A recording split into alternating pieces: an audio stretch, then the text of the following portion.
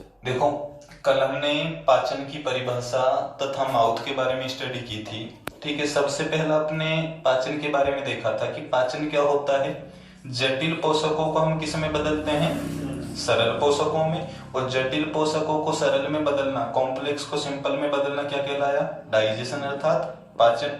इसके बाद आपको बताया था कि मनुष्य में ये पाचन अंगों का क्या है? पूरा ग्रुप है। ठीक है, पाचन अंगों का क्या है? समूह है। और इस पाचन अंगों के समूह को, ग्रुप को, पूरे को क्या कहते हैं? आहार नाल अर्थात एलिमेंट्री कैनाल कहा जाता है। अब ये बताओ, मनुष्य में इसकी पूरे की लंबाई कितनी पाई जाती है?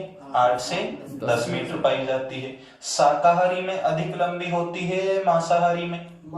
शाबाश, शाकाहारी में क्या होती है? अधिक लंबी होती है। किसकी तुलना में? मांसाहारी की तुलना में। ठीक है, इसके बाद आपको इसका पहला पार्ट बताया था माउथ का, टीथ।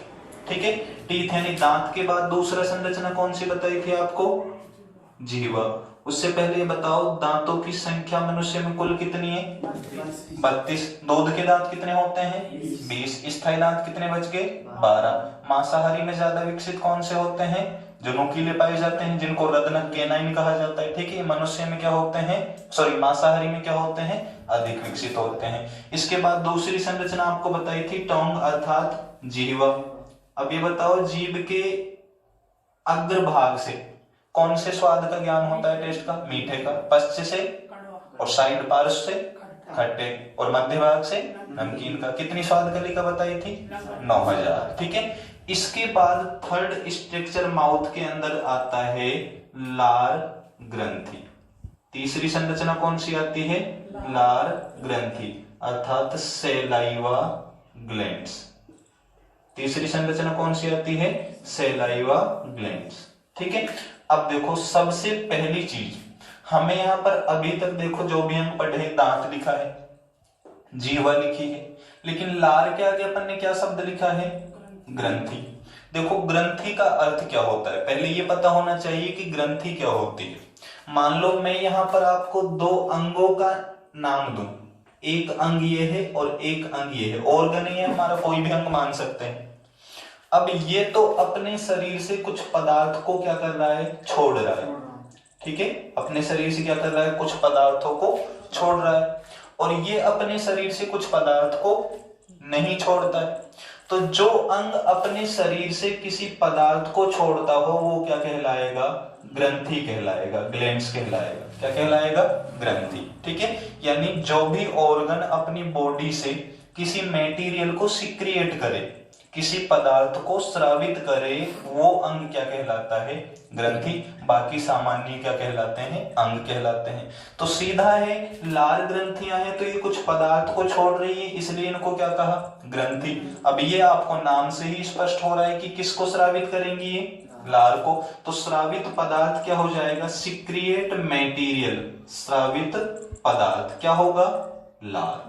कौन सा पदार्थ छोड़ा जाएगा? लार को स्रावित करती हैं ये लार ग्रंथियां। ठीक है, अब देखो दूसरा पॉइंट क्या आएगा लार से संबंधित। पहली चीज, कौन सा पदार्थ छोड़ा? लार। दूसरा पॉइंट आता है, इस लार की मात्रा कितनी होती है, यानी एक दिन में हम कितनी सैलाइवा को सिक्रिएट करते हैं अपनी बॉडी से। ठीक है, तो इस लार की मात्रा देखें तो हम एक दिन में 1 से लेकर 1.5 लीटर सैलाइवा क्या करते हैं? सिक्रिएट करते हैं। यानी लार की मात्रा एक दिन में कितनी छोड़ी जाती है? 1 से लेकर 1.5 लीटर। दूसरी चीज जो सबसे ज्यादा पूछी जाती है, इंपॉर्टेंट क्या है, इस सैलाइवा का, लार का पीएच मान कितना होता है? तो पीएच मान इसका होता है 6.8। ठीक है, अगर 7 से कम हो तो पीएच अम्ल, 7 से ज्यादा हो तो क्षार, और 7 वाला उदासीन होगा। तो लार का जो पीएच मान है 6.8, लगभग 7 के है। ठीक है, तो प्रबल अम्ल होगा या दुर्बल? तो वीक एसिड होगा, दुर्बल अम्ल होगा। ठीक है, इतना याद रखने की जरूरत नहीं है, आप सीधा मात्रा कितनी है 1 से लेकर 1.5 लीटर और पीएच कितना है 6.8 हो गया। ठीक है, दूसरा, अब इसका पीएच मान हो गया 6.8, मात्रा हो गई। अगर इसके अंदर देखें तो अधिकांश जो मात्रा होती है वो जल की पाई जाती है। इसके अंदर अधिकांश मात्रा किसकी होगी? जल की होती है। अब नेक्स्ट पॉइंट आता है, इस लार के अंदर एंजाइम पाए जाते हैं। क्या पाए जाते हैं? एंजाइम। देखो एंजाइम से संबंधित भी अत्यधिक प्रश्न पूछे जाते हैं, इंपॉर्टेंट पॉइंट है। पहली चीज, एंजाइम एक प्रकार का क्या है? प्रोटीन। ठीक है, ये प्रश्न पूछा गया है कई बार कि एंजाइम रासायनिक रूप में क्या होते हैं। तो एंजाइम रासायनिक रूप में एक प्रकार के क्या है? प्रोटीन है। ठीक है। दूसरा, ये एक प्रकार के जैविक उत्प्रेरक होते हैं। कैसे होते हैं? जैविक उत्प्रेरक। अब देखो, जैविक उत्प्रेरक का अर्थ क्या होता है? बायोकेटेलाइज का अर्थ क्या होता है? कोई पदार्थ है, कोई भी रासायनिक अभिक्रिया होती है, तो उस रासायनिक अभिक्रिया के अंदर अगर कोई पदार्थ उस अभिक्रिया की गति को क्या करे? बदले, चाहे तो उस गति को बढ़ाता हो, चाहे उस गति को क्या करता हो? कम करता हो, तो उसे कहते हैं उत्प्रेरक। लेकिन ये जैविक अभिक्रियाओं में ही, बायोटिक जो रिएक्शन है उनमें भाग लेता है, तो इसलिए इसको क्या कहा जाता है? जैविक उत्प्रेरक। और ये इस अभिक्रिया की गति को क्या करते हैं? बढ़ाते हैं। तो एंजाइम भी क्या होते हैं? जैविक उत्प्रेरक, जो किससे बने होते हैं? प्रोटीन से।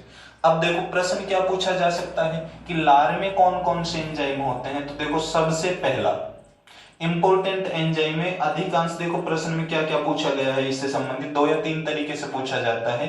पहला एंजाइम है लाइसोजाइम। पहला एंजाइम कौन सा होगा? लाइसोजाइम। अब देखो, हमने जो भी अपन देखो यहाँ पर अब पढ़ते जाएंगे साइंस में, हर चीज लगभग कुछ न कुछ जो हम पहले पढ़ चुके हैं उससे क्या होती है? कनेक्ट होती है। आपने लाइसोसोम एक कोशिका का अंग पढ़ा था, तो वहां पर लाइसो का लैटिन वर्ड बताया था। क्या बताया था लाइसो का अर्थ? नष्ट करना। शाबाश, बिल्कुल सही है। लाइसो का अर्थ क्या होता है? नष्ट करने वाला, डिस्ट्रॉय करने वाला। ठीक है, तो यहाँ पर लाइसोजाइम, जाइम का अर्थ क्या हो गया? एंजाइम। और लाइसो का अर्थ? तो लाइसोजाइम क्या करेगा? नष्ट करेगा। अब किस चीज को नष्ट करेगा? जो भोजन हम ग्रहण कर रहे हैं, उस भोजन में कोई भी हानिकारक बैक्टीरिया है, तो उस बैक्टीरिया को नष्ट करने का कार्य कौन सा एंजाइम करता है? लाइसोजाइम। तो ये हमारे लिए लाभदायक है या नहीं? ठीक है, तो लार हमारे भोजन के अंदर से बैक्टीरिया को क्या करती है? नष्ट करती है। इसीलिए एक चीज याद रखना, अगर हम किसी घाव के ऊपर लार को लगा देते हैं तो वो घाव भरने में क्या करती है? लार सहायता करती है। जैसे कुत्ते के अंदर होता है ज्यादातर, तो कुत्ते अगर घाव को चाटते हैं अपने को, ठीक है, तो उनका घाव क्या होता है? जल्दी भर जाता है। ठीक है, वो किसके कारण होता है? उसके अंदर पाए जाने वाले लाइसोजाइम के अंदर। अब देखो, जो चीज बैक्टीरिया को नष्ट करेगी उसे एंटीबायोटिक कहेंगे या नहीं? ठीक है, एंटीबायोटिक। तो जो लार होगी वो कैसा गुण दर्शाती है? एंटीबायोटिक। कैसा गुण दर्शाती है? एंटीबायोटिक प्रॉपर्टी दर्शाती है, प्रतिजैविक गुण दर्शाती है। अब एंटीसेप्टिक किसी चीज को कब कहते हैं? जब अगर कोई चीज बॉडी के बाहर अपने, मान लो बैक्टीरिया को नष्ट करे। जैसे मान लो, एक में 2 कंडीशन मानो। एक तो हमारे स्टोमच, इस अंदर शरीर के अंदर कोई बैक्टीरिया है, उसके लिए हमने कोई टेबलेट ली, वो अंदर जाकर नष्ट कर रही है, तब उसको क्या कहोगे? एंटीबायोटिक। और मान लो हमारे यहाँ कंधे पर, शोल्डर पर कोई मान लो घाव हो रहा है, उसमें बैक्टीरिया है और कोई टेबलेट या वस्तु हमने बाहर लगा दी, जैसे कोई क्रीम वगैरह है, तब वो क्या कहलाएगी? एंटीसेप्टिक। क्या कहलाएगी? एंटीसेप्टिक। यानी एक अंतर होता है एंटीबायोटिक और एंटीसेप्टिक में, ये शरीर के अंदर काम करती है और ये शरीर के बाहर। क्रीम वगैरह होती है, कभी भी एंटीबायोटिक हो सकती है? क्योंकि बॉडी के अंदर थोड़ी कार्य करती है, कहाँ करती है? बॉडी के बाहर। ठीक है, जैसे धमोरिया नाशक जो पाउडर होता है जिसमें बोरिक एसिड होता है, वो क्या है? एंटीसेप्टिक। क्योंकि ये थोड़ी बोरिक पाउडर को आप एक तरह से अंदर खाओगे तो बैक्टीरिया को नष्ट करेगा, बॉडी के बाहर ही तो लगाते हैं, तो क्या हो गया? एंटीसेप्टिक। तो लार के अंदर कौन सा गुण पाया जाता है? एंटीबायोटिक गुण भी होता है, और वैसे कौन सा भी होता है? एंटीसेप्टिक भी। ठीक है, अब देखो, लाइसोजाइम एंजाइम पाया जा रहा है, वो बैक्टीरिया को क्या कर रहा है? नष्ट। पहला एंजाइम हो गया। दूसरा एंजाइम होता है टाइलिन। दूसरा एंजाइम कौन सा होता है? टाइलिन। इस टाइलिन को ही क्या कह दिया जाता है? लारिये एमाइलेज। क्या कह दिया जाता है? लारिये एमाइलेज।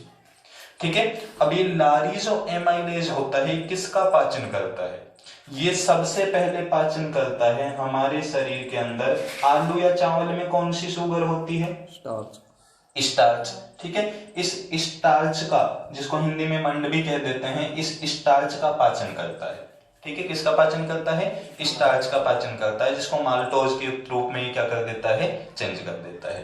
तो सबसे पहली चीज हमने सैलाइवा ग्लैंड्स में देखी, पदार्थ क्या छोड़ रही है? लार ग्रंथियां, लार। मात्रा कितनी है? 1 से 1.5 लीटर, ठीक है। दूसरी चीज पीएच मान कितना है? 6.8 पाया जा रहा है।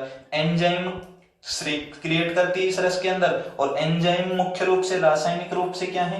प्रोटीन है, जो कैसे उत्प्रेरक की तरह काम करते हैं? जैविक, यानी अभिक्रिया की गति को क्या करते हैं? रिएक्शन की स्पीड को क्या करते हैं? इंक्रीज करते हैं, बढ़ाते हैं। दूसरे इसमें एंजाइम बताए, पहला लाइसो का अर्थ नष्ट करने वाला, किसको नष्ट करता है? बैक्टीरिया को। दूसरा टाइलिन या एमाइलेज कहते हैं, टाइलिन का ही दूसरा नाम क्या है? एमाइलेज, जो किसका पाचन करता है? स्टार्च का। स्टार्च को किस में बदल देता है? माल्टोज में बदल देता है। तो लार हमारे शरीर में भोजन के पाचन के लिए आवश्यक है या नहीं? अब देखो प्रश्न क्या क्या बने, या तो सीधा फैक्ट पूछ ले, या मैं आपसे पूछूं मनुष्य में सर्वप्रथम पाचन कौन से अंग में होता है, तो लार कहाँ पाचन कर रही है? सबसे पहले किस पोषक का पाचन होता है? कौन से न्यूट्रिएंट्स का डाइजेशन होता है? तो किसका हुआ? किस चीज के द्वारा हुआ? ठीक है। तो अनेक इंपॉर्टेंट क्वेश्चन इससे संबंधित बन गए। अब एक पॉइंट और आता है, अगर हम देखें लार ग्रंथियां, तो ये हमारे शरीर में 3 प्रकार की होती हैं। लार ग्रंथियां कितने प्रकार की होती हैं? 3 प्रकार की होती है। ये देखो जीवा वाला भाग है, एक तो जीभ के ऊपर पाई जाती है, ठीक है। एक कान का जो निचला भाग होता है ना, इस कान के निचले भाग के अंदर पाई जाती हैं। और एक जो जबड़े का हमारा जॉइंट होता है ना, जहां पर दोनों जबड़ा जॉइंट होता है, ठीक है, उस जॉइंट वाले पार्ट पर पाई जाती है, ठीक है। प्रश्न देखो, इनके नाम वैसे ज्यादातर नहीं पूछे जाते, तो सबसे ज्यादा इंपॉर्टेंट होगी ना, वो ये कहलाएगी जिसको कहते हैं पैरोटिड। हिंदी में भी इसको यही कह देते हैं वैसे, कर्णपूर्व, ठीक है। हिंदी नाम नहीं पूछा जाएगा, ये याद रखना है। इसका क्या याद रखना है आपको? इंग्लिश नेम ही याद रखना है, पैरोटिड। क्या कहा जाता है इस ग्रंथि को? पैरोटिड। अब देखो, जो जीभ के ऊपर है, जीभ को लिंगुअल पार्ट बोलते हैं जीभ को, ठीक है, तो इसको सब लिंगुअल, अधोजंब, इसको क्या कह देते हैं? अधोजंब, अधोजंब, सब लिंगुअल, ठीक है। और देखो जबड़े को इंग्लिश में क्या कहते हैं? जबड़े को मैंडिबल बोला जाता है। हमारे शरीर की सबसे मजबूत हड्डी कौन सी होती है? जबड़ा। सबसे मजबूत स्ट्रॉन्ग मसल भी कौन सी होती है? मैंडिबल, जबड़ा, ठीक है। तो लिंगुअल पार्ट तो हो गया जीभ वाला, ये मैंडिबुलर, जिसको सब मैक्सिलरी कह लिया जाता है, ठीक है। ये अधोजंब और ये अधोजीवा, ठीक है। और ये कौन सी कहलाई? पैरोटिड। ये 2 नाम हमें याद रखने हैं, कर्णपुर वाला और अधोजंब वाला, जीभ के ऊपर वाला और दूसरा पैरोटिड वाला। दोनों नाम याद क्यों रखने हैं? इंपॉर्टेंट सबसे ज्यादा क्या है? पैरोटिड, ठीक है। कौन सा इंपॉर्टेंट है? केवल पैरोटिड, ठीक है। यहां पर ये लार ग्रंथि 3 प्रकार की है, पैरोटिड, सबलिंगुअल और सबमैक्सिलरी, ठीक है। इनमें से याद क्या रखनी है? केवल पैरोटिड। क्यों याद रखनी है? पहली चीज, हमारे शरीर की सबसे बड़ी लार ग्रंथि कौन सी है? सबसे बड़ी लार ग्रंथि कौन सी है? पैरोटिड। और सबसे छोटी कौन सी है? सबसे छोटी कौन सी होती है? अधोजंब, ठीक है। जीभ के ऊपर पाई जाती है जो, वो सबसे छोटी है। और सबसे बड़ी कौन सी है? शाबाश, पैरोटिड, जो कान के निचले भाग में, जो हमारे लग्नक दांत होते हैं ना, यहाँ इस ऊपरी भाग के पास ही आकर लार को क्या करती है? नलिका से सिक्रिएट करती है। अब एक चीज आपने देखी होगी, कई बार क्या होता है, हम कोई मान लो दूषित जल या किसी अन्य रीजन से मान लो, कई बार देखा होगा ये गाल वाला जो पार्ट अपना सूज जाता है, सूजन आ जाती है, और भोजन को निगलने में भी क्या होती है? परेशानी होती है। उस रोग को क्या कहा जाता है? कनफेड कहा जाता है। क्या कहा जाता है? कनफेड। इसी का दूसरा नाम होता है गलसुआ, ठीक है। और इंग्लिश में इसको कह दिया जाता है मम्प्स। क्या कह दिया जाता है? मम्प्स। ये रोग उत्पन्न होता है। ये सबसे इंपॉर्टेंट पैरोटिड क्यों बताइए आपको? देखो उसका रीजन क्या है। दूषित भोजन या दूषित जल, इसमें एक वायरस पाया जाता है। उस वायरस का नाम कौन सा है? बोलो, पैरामिक्सो। कौन सा वायरस है? अब उससे पहले ये बताओ, आपको वायरस का खोजकर्ता और बताया था, कौन से हैं? शाबाश, वायरस वास्की, आस्की नहीं वास्की, ठीक है, इवानो वास्की वायरस की क्या है खोज करता। और यहाँ पर कौन सा वायरस है, वो पैरामिक्सो वायरस किसमें इन्फेक्शन करता है, पैरोटिड लार ग्रंथि में, पैरोटिड सैलाइवा ग्लैंड्स में, जिससे ये सूजन आ जाती है इनमें और भोजन को निगलने में क्या उत्पन्न होती है परेशानी, जिस रोग को क्या कहा अपन ने, गलसुआ या कनफेड। तो ये प्रश्न रोग से संबंधित पूछा जाता है। और एक चीज याद रखना, जो रोग टॉपिक है वो राजस्थान पटवारी के लिए तो बहुत ही इंपॉर्टेंट है। पिछले बार भी जब मुख्य रूप से एग्जाम हुए तो प्री में भी 2 क्वेश्चन रोग टॉपिक से संबंधित पूछे गए थे।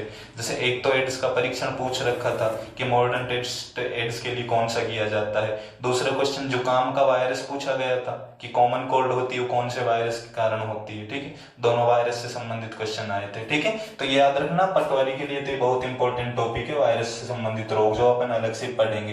तो इसलिए इंपॉर्टेंट है पैरोटिड ग्रंथि, क्योंकि सबसे बड़ी भी है और इसमें इन्फेक्शन से कौन सा रोग होता है, कनफेड या गलसुआ, ठीक है। तो ये हमारे शरीर के अंदर पाई जाने वाली लार ग्रंथि क्या हो चुकी हैं, कंप्लीट। एक बार दोबारा से रिपीट कर लो, सबसे पहले किसको स्रावित करेंगी, कितनी छोड़ती हैं, 1 से 1.5 लीटर, पीएच कितना है 6.8, इसमें एंजाइम पाए जाते हैं। और एंजाइम अगर देखें तो एंजाइम रासायनिक रूप में क्या होते हैं, प्रोटीन, जो क्या है जैविक उत्प्रेरक, अर्थात अभिक्रिया या जैविक अभिक्रियाओं की गति को, रिएक्शंस की स्पीड को क्या करते हैं, इंक्रीज करते हैं।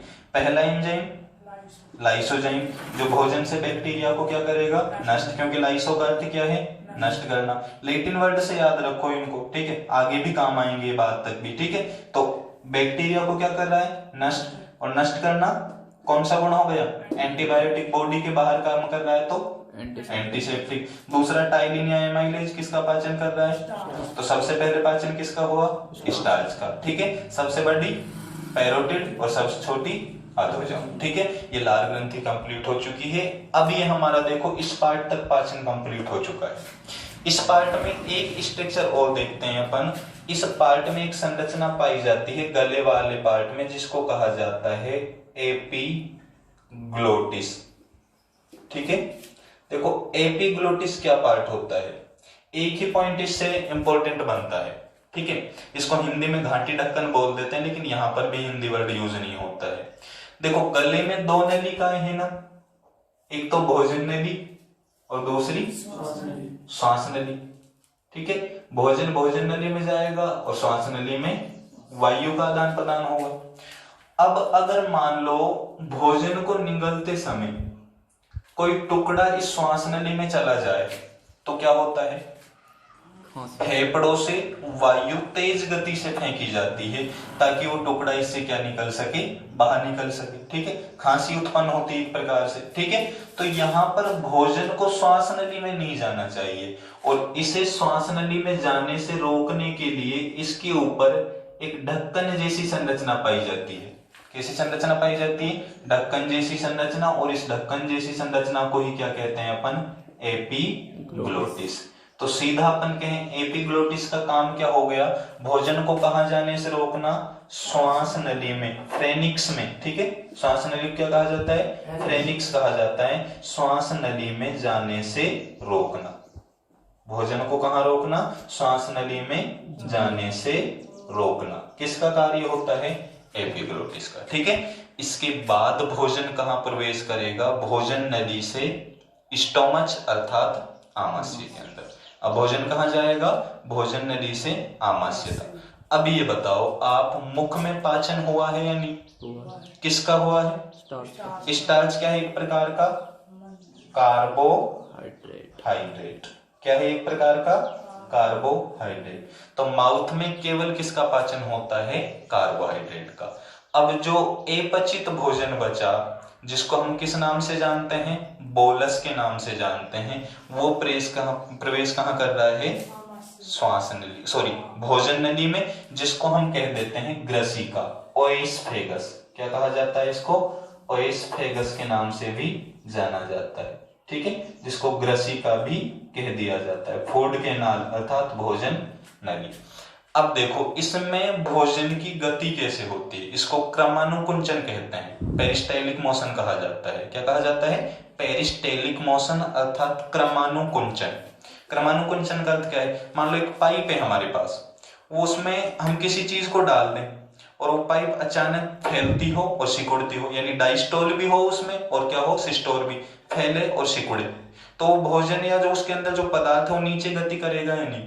ठीक है, सेम कंडीशन इसमें होती है भोजन नली में, ये फैलती है और सिकुड़ती है, यानी डाइस्टोल भी होता है इसमें और कुछ दूसरा क्या होता है, सिस्टोल भी, फैलना और सिकुड़ना, जिससे भोजन कहाँ प्रवेश करता है, आमाशय में। ठीक है, यहां तक हमारे जो इंपॉर्टेंट पॉइंट बनते हैं वो सीधे फैक्ट बनते हैं। ठीक है, जैसे आपको बताया था दांत से संबंधित हो, चाहे भोजन नली से संबंधित हो, या लार से संबंधित हो, या जीवा से संबंधित हो। ठीक है, इतना आप स्क्रीनशॉट ले लीजिए। अगला पार्ट यहाँ पर शुरू करेंगे, आमाशय पाचन।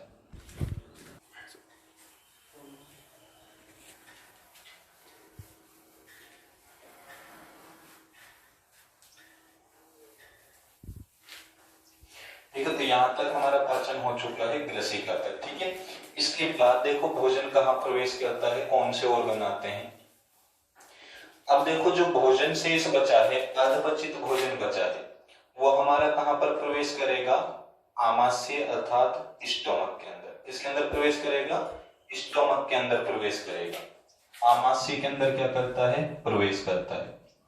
सबसे देखो पहली चीज आमाशय से संबंधित क्या आती है, स्टोमक से संबंधित क्या आती है, इसकी हम एक अलग से संरचना देखते हैं। इसके 3 भाग पाए जाते हैं।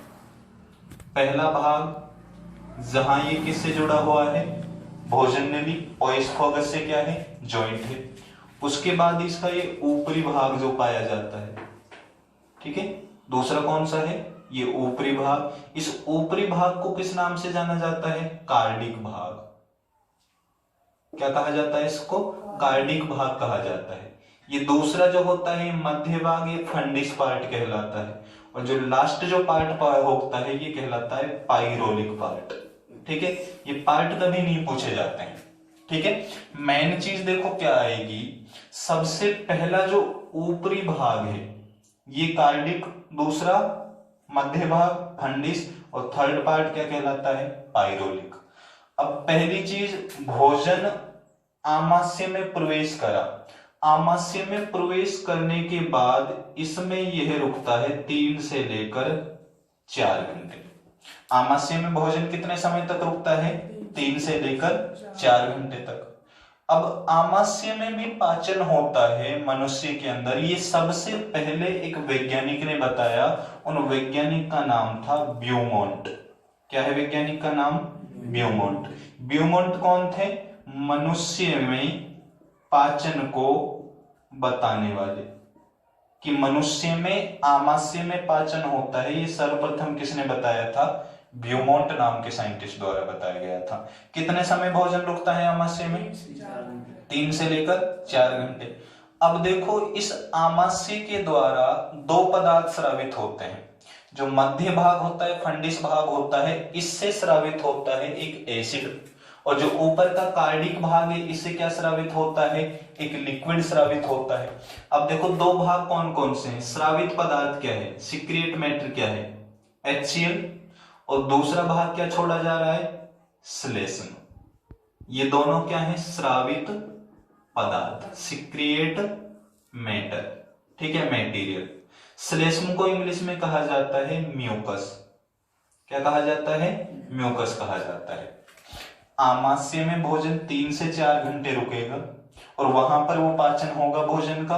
वो किसने बताया सबसे पहले, ब्यूमोंट ने। ये आमाशय पदार्थ छोड़ेगा, तो पदार्थ छोड़ने का काम किसका होता है, ग्रंथियों का। तो सीधा है आमाशय में क्या पाई जा रही हैं, ग्रंथियां पाई जा रही हैं। पदार्थ कौन सा छोड़ रहा है, एक HCl और दूसरा श्लेष्म अर्थात म्यूकस। अब इन दोनों को देखो मिश्रित रूप से, HCl और श्लेष्म दोनों एक साथ होते हैं, दोनों को मिश्रित रूप से कह दिया जाता है जठर रस, गैस्ट्रिक जूस। क्या कहा दिया जाता है इसको, गैस्ट्रिक जूस, जठर रस कह देते हैं इन दोनों के मिक्सचर को। अब मात्रा वैसे इसकी पूछी नहीं जाती, मात्रा आपको लार की याद रखनी है। कितनी थी लार की? 1 से लेकर 1.5 लीटर। अगर इसकी मात्रा देखी जाए जठर रस की, तो इसकी भी मात्रा पाई जाती है 1 से लेकर 3 लीटर। ये प्रतिदिन है, ये मात्रा क्या है? प्रतिदिन। जठर रस कितना है? 1 से 3 लीटर। इसका इंपॉर्टेंट होता है, सबसे इंपॉर्टेंट होता है पीएच मान। कौन सा होगा? पीएच। बताओ कितना होता है जठर रस का पीएच मान? 1.5। कितना होता है? 1.5। देखो हमारे शरीर में जो सबसे कम पीएच वैल्यू होती है, लोवेस्ट पीएच वैल्यू होती है, वो किसकी पाई जाती है? जठर रस की स्टोमच आमाशय के अंदर। कितनी होती है? 1.5। उसका रीजन कौन सा होता है? HCl, एसिड अर्थात अम्ल। कौन सा अम्ल होता है उसका कारण? HCl एसिड होता है। अब देखो इस जठर रस के कार्य क्या होंगे, क्या काम करेगा? इसमें दो चीज बताई जठर रस में, श्लेष्म बताया और दूसरा HCl। दोनों का क्या होता है? अलग अलग काम होता है। ठीक है, अब देखो जो जठर रस होता है ये हमारे शरीर में किसका एहसास कराता है? भूख का एहसास कराता है। कि हमें भूख का एहसास होता है ना, कई बार देखा होगा अगर हम भोजन ग्रहण नहीं करें तो हमारे पेट में एक प्रकार से जलन उत्पन्न होने लग जाती है। ठीक है, कुछ समय तक भोजन ग्रहण नहीं किया जाए तो उसका एहसास हमें किसके कारण होता है? इस गैस्ट्रिक जूस के कारण। और भूख का एहसास कराता है, इसलिए इसको कहा जाता है एपिटाइटिक जूस या एपिटाइट रस जूस। ठीक है, इसको क्या कहा जाता है? एपिटाइट रस कहा जाता है। एपिटाइट का अर्थ होता है भूख का एहसास होना एक प्रकार से। ठीक है, तो भूख का एहसास कौन सा कराता है? जठर रस कराता है, इसलिए इसको क्या कहा जाता है? एपिटाइटिक जूस कहा जाता है। ठीक है, अब देखो हम इनमें से दोनों को अलग अलग लेते हैं। सबसे पहला पार्ट लिया अपन ने HCl। कई बार तो सीधा यही पूछ लेते हैं कि HCl अम्ल कौन से अंग से स्रावित हो रहा है? आमाशय से। अब देखो एसिड कोई भी हो वो त्वचा के लिए क्या होता है? स्किन के लिए क्या होता है? हार्मफुल होता है, हानिकारक होता है। तो ये HCl है, ये हमारे आमाशय को भी क्या करना चाहिए? नष्ट करना चाहिए। लेकिन आमाशय को नष्ट क्यों नहीं कर पाता? क्योंकि श्लेष्म इससे क्या करता है? सुरक्षा करता है। म्यूकस इससे क्या कर रहा है? सुरक्षा। तो इसका एक कार्य हमें पता चला कि HCl से आमाशय की क्या करना? सुरक्षा करना। स्टोमच को क्या करना? एक प्रकार से सेव करना। किसकी सहायता से? श्लेष्म की सहायता से। आमाशय की क्या करना? सहायता। ठीक है, या सुरक्षित रखना। किससे? HCl से। अब दूसरा अगर हम HCl के बारे में देखें तो एक सबसे इंपॉर्टेंट काम क्या होगा इसका?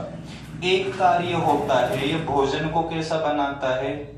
एसिडिक, अम्लीय बनाता है। अम्ल है तो भोजन को कैसे बनाएगा? अम्लीय बनाएगा। अब ये बताओ भाई अम्लीय होने से फायदा क्या होगा? क्योंकि जो हमने देखे थे जैव रासायनिक उत्प्रेरक, जिनको क्या नाम दिया था? एंजाइम। उन एंजाइम की जो क्रिया विधि है ना, वो एंजाइम की स्पीड क्या हो जाती है? बढ़ जाती है। एंजाइम की क्रिया विधि होगी, काम करने की जो क्षमता होगी वो क्या हो जाएगी?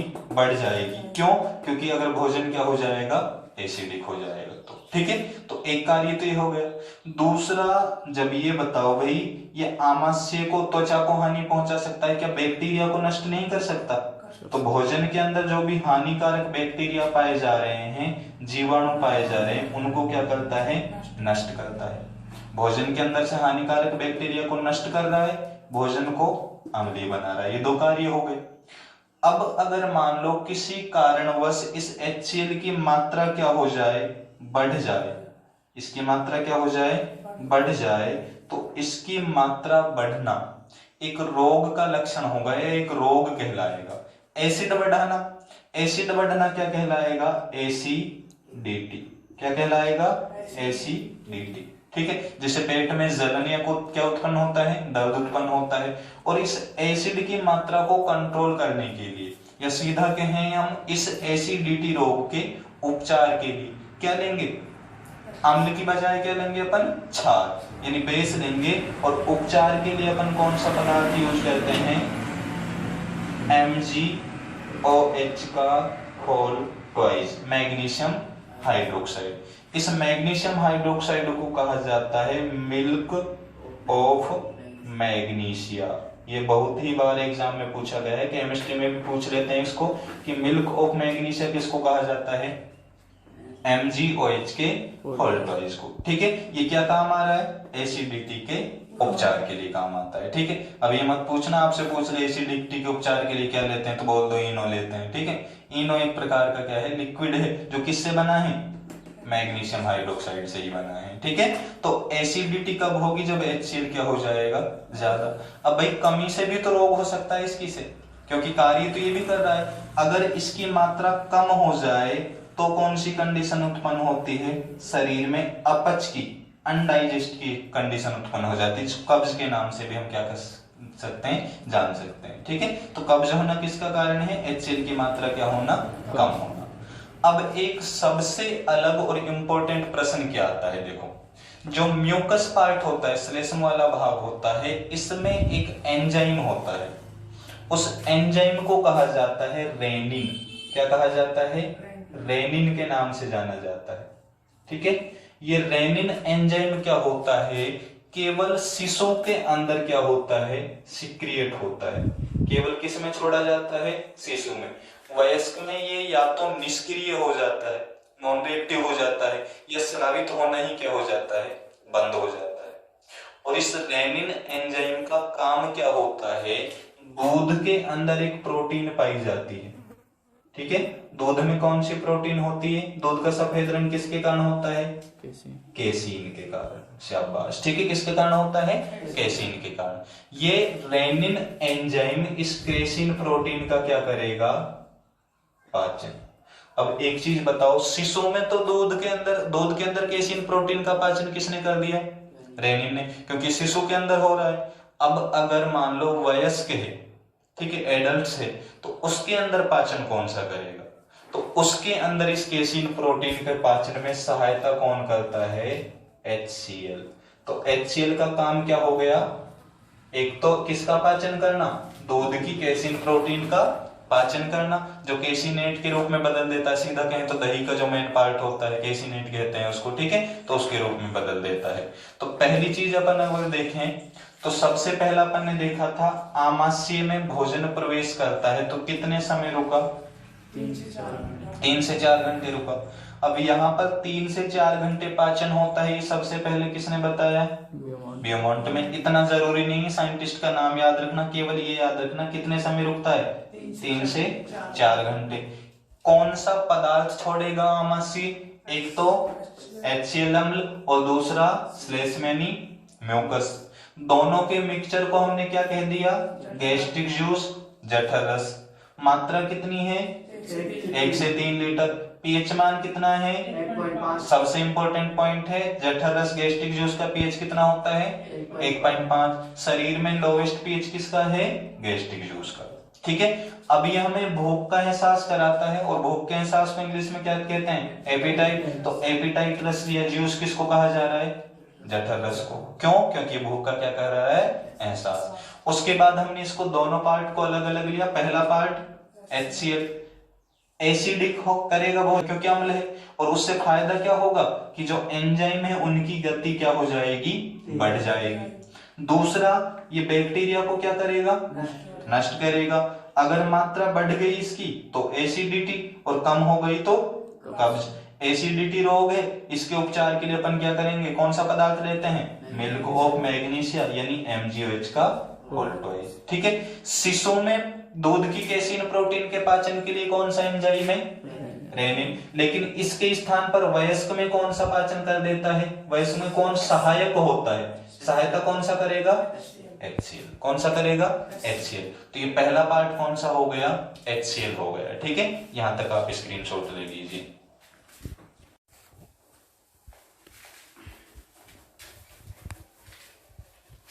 ठीक है, देखो ये एक पार्ट हो चुका है अपना इसका HCl वाला। अगर हम दूसरा पार्ट इसके अंदर देखें तो दूसरा पार्ट कौन सा है, म्यूकस।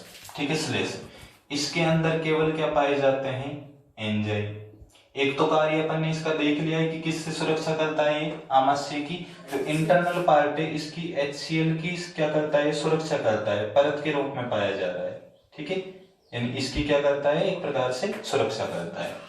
अब देखो एंजाइम कौन कौन से हैं, दो एंजाइम आपको याद रखने हैं, एक तो याद रखना है पेप्सिन और दूसरा याद रखना है लाइपेज। दूसरा कौन सा याद रखना है? लाइपेज याद रखना है। देखो दोनों किसका पाचन करेंगे? पेप्सिन तीन ही पोषक है मेन तो, कार्बोहाइड्रेट, प्रोटीन और फैटी लिपिड यानी वसा। अब ये बताओ पेप्सिन किससे मिलता जुलता नाम है? प्रोटीन से। तो पेप्सिन किसका पाचन करेगा? प्रोटीन का। ये प्रोटीन को पेप्टाइड्स में या पेप्टोन्स में बदलता है। किस में बदलता है? पेप्टाइड या पेप्टोन्स में। सीधा याद रखना है प्रोटीन का क्या करता है? पाचन करता है। दूसरा लाइपेज है। लाइपेज में कौन सा? कार्बोहाइड्रेट या लिपिड? लिपिड, यानी ये किसका पाचन करेगा? लिपिड या फैट का? वसा का। किसका पाचन करेगा? फैट का पाचन करेगा। फैट को किसमें? फैटी एसिड्स में, अर्थात वसा अम्ल में बदलने का क्या करता है? कार्य करता है। अब देखो प्रोटीन का पाचन हो गया, वसा का हो गया, और इससे पहले HCl ने भी पाचन किया था, रेनिन एंजाइम ने भी किया था। वो भी किसका पाचन था? दूध की कैसीन प्रोटीन का। तो प्रोटीन का भी पाचन हो रहा है, वसा का भी हो रहा है। किसका पाचन नहीं हो रहा? कार्बोहाइड्रेट का। तो ये इंपॉर्टेंट पॉइंट बनता है कि आमाशय में कार्बोहाइड्रेट का पाचन नहीं होता है। कार्बोहाइड्रेट का पाचन नहीं होता है किस अंग के अंदर? आमाशय के अंदर। ठीक है।